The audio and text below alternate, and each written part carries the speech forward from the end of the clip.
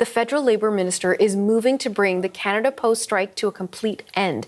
It's been 4 weeks since the start of the job action. Here's what Steven MacKinnon had to say just a few moments ago. It is my view and the view of the FMCS that the parties are at an impasse. I have asked the Canada Industrial Relations Board, if they also determine that there is an impasse, to order Canada Post and all employees represented by CUPW to resume and continue their operations and duties, and to extend the terms of the existing collective agreements until May 22nd, 2025. During this time, an Industrial Inquiry Commission will be established. Mr. William Kaplan will fill the role of Commissioner. He is an experienced negotiator and has a clear understanding of Canada Post and its union. CBC's Jamie Strachan was listening in on the minister's announcement. He joins us now in studio. So, Jamie, where do things stand at this point? Well, I think the headline out of this is Canada Post employees could be back on the job as early next week. So the Postal Service could be back up and running after the weekend. As you heard the minister say there, he's going to have the Canadian Industrial Relations Board look at this labour dispute. If they deem it's also at an impasse, they could kind of get the wheels in motion on this. He says that review is going to be very short, and that's how kind of we get to that timeline of early next week. I think the minister said what a lot of Canadians have been feeling during this postal strike that has now gone on for more than 4 weeks. In his words, people are fed up. And according to him and to anybody who's covered this strike over the last month, this isn't a negotiation that was on the road to reaching a conclusion. The two sides were farther apart than ever, the minister said, according to a report from a federal mediator that he had gotten.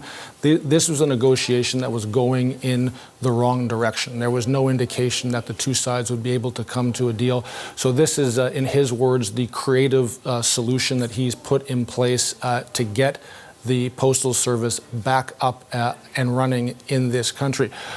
Obviously, the union is not happy about this course of action by Labour Minister Steven MacKinnon. In a statement just released to CBC, CUPW saying that the union denounces in the strongest terms this assault on our constitutionally protected right to collectively bargain and strike.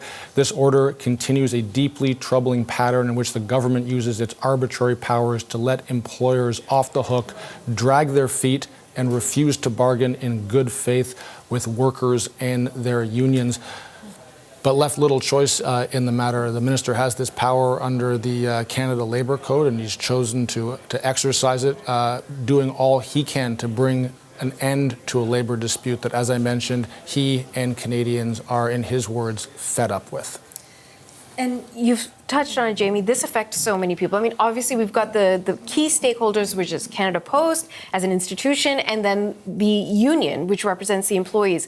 But average, everyday, normal people and small businesses and big businesses, they've really been impacted by this. So talk to us about this sort of ripple effect of these past 4 weeks. For sure. I mean, you have the day-to-day. Everyone like me and you, I mean, I still go home and out of habit open my mailbox. Sure. I forget that this has been going on. But beyond, people who get mail to their house every day, I think small and medium-sized businesses, as the minister alluded to, have been profoundly affected by this. This is go time for them. This is the season where they are doing a bulk of their business. The gifts leading up to the holidays themselves, that's when business gets done. Charities. Huge time of season for them. Direct mail is when charities do a majority of their fundraising for the year. That's when the money is made. So they've lost out huge in this. Rural communities, Indigenous communities, where Canada Post is the only lifeline into these places, they're in trouble right now. They have no mail service. A lot of these places aren't served by private carriers like UPS and Purolator. Government documents, licenses, license plates, immigration documents, people who are waiting for their passports by mail. All of these people have been profoundly affected. This has gone on for more than 4 weeks, and none of these things are moving. Now, if they get back to work early next week, can this backlog be alleviated. Who knows? I mean, as the minister said, he's not in the room sorting. This is a company that exists on its own, Canada Post, and we'll see just how fast and how willing and they are to get in there and to attack this backlog that is built up. I mean, I think he said that they move about 1 million parcels a day, so this is a lot to digest. I think also an interesting thing out of this is this solves this for now, immediately. We'll get this back up and going, but an independent person has been brought in to look at this. They're going to go back to work under the existing collective bargaining agreement that is in place, right now. Whether they're able to resolve this going forward, they have until May to do that. Yeah. And then they'll kind of revisit this and see, where it's at. But the minister has spoken, about this. Parliament has spoken about this. Canada Post needs to be a profitable business. It needs to be run like a business. It needs to evolve. It was a business that was set up to carry letters. People are mailing fewer letters. We're writing fewer letters. We're receiving fewer letters. But there is a viable package market out there. Yes. There's millions of packages being shipped across the country every day in Canada. How can Canada Post tap into that and use its existing infrastructure, which is much more entrenched than a lot of the private companies, to take advantage of that and become a more viable business? But in terms of these two sides at the table, there's a large impasse that exists. The gulf seemed to be widening. Whether they can come to some kind of resolution and find a collective bargaining agreement that works for both sides going forward between now and May remains to be seen. Okay, we'll certainly be watching. Jamie Strachan, so good to have you in studio. Thank you so much. Thank you. All right, let's go back to Ottawa now and turn once again to CBC's Janice McGregor. Janice, why is the Labour Minister choosing the so-called creative solution to the dispute? Well, he was running out of options, really. Like, if you look at what was on the table in front of him, it was kind of like bad, not good. So what do, right? You have to innovate a little bit here. It was interesting to see him differentiate between how he's resolving this one, and I'm not even sure about saying the word resolving, how he's moving this one along, anyway, versus what we saw with the railways and the ports and some of the other kind of big economically disruptive disputes this fall. Those were cases where they went to the Canadian Industrial Relations Board with binding arbitration. This is unique. This is not that. This is using a different power under the Canada Labour Code for the minister. Yes, he is asking the CIRB to agree that this is a situation of impasse and make an order for the parties to get back to work and extend the existing collective agreement for that time period while this other kind of solution of an inquiry, as you were just discussing, a commission proceeds. But fundamentally different in this situation, because you can see from the pessimism that the minister expressed this morning that there really wasn't a sense by the mediators, by the officials involved taking a look at this, that this was something that even binding arbitration was going to spit out the other side in a durable solution. And this is where I think you have to understand the difference between the Labour minister and the minister responsible for Canada Post, because some of the questions in that news conference were veering into, well, what about how Canada Post this and what about Canada Post that?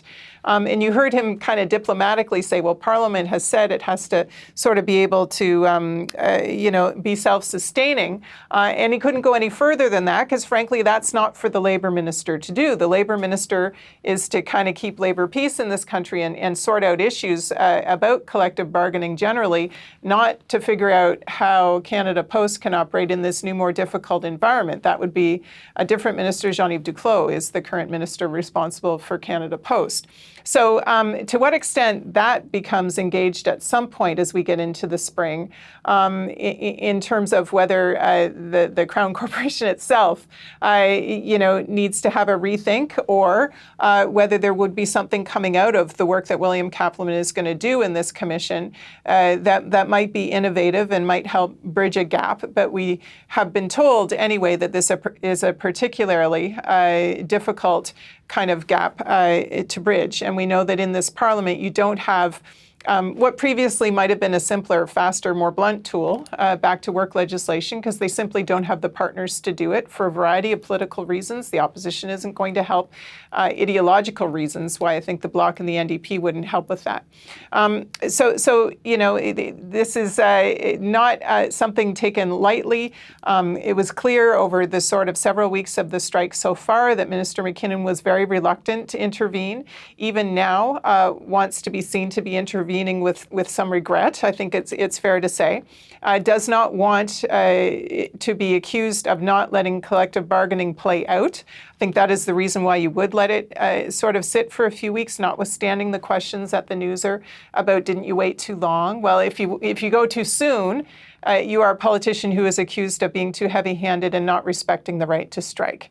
And we've seen in the previous labor disagreements that kind of came to sort of the national stage, I'm thinking of the railways here, where sort of folks were starting to enter constitutional arguments about the right to strike in this country into the equation. As Labour Minister, you have to be mindful of that. You have to sort of want to protect that in your role to the extent you can, while not having your G7 country without a post office, which is kind of one of the basic things you look to the federal government to provide. So, rock in a hard place here. But certainly, as I said last hour, I think this is really a kick the can situation. I don't think the fundamental issues have gone away. They're bringing in a heavy hitter to help them pick through it, and William Kaplan with this commission.